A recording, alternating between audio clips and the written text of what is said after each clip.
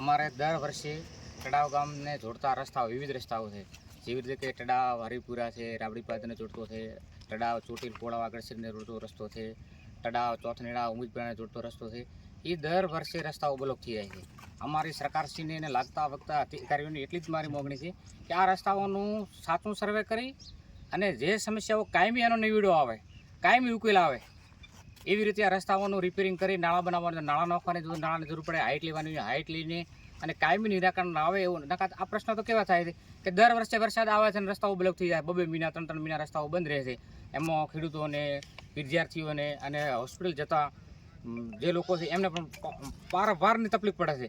તો આનો સત્વરે આનું એન્જિનિયર સાહેબને અમારી વિનંતી છે કે તમે જે લાગતા વખતે વિભાગના આવી અને આનું સર્વે કરી અને એને પૂરતી હાઇટ લઈ અને રસ્તો બનાવવામાં આવે તો અમારો કાયમી નિકાલ અને કાયમી સુખ થાય એમ છે કે ક્યારે આ પ્રશ્ન સોલ્વ થવાનો નથી. તો અમારી વિનંતી છે લાગતા વખતા વિભાગના માણસો આવી અને આનું સર્વે કરી અને હાઇટ પર રસ્તો લે તો કાયમી સોલ્યુશન, ત્રણે રસ્તાઓનું અમારું સોલ્યુશન થાય એમ છે.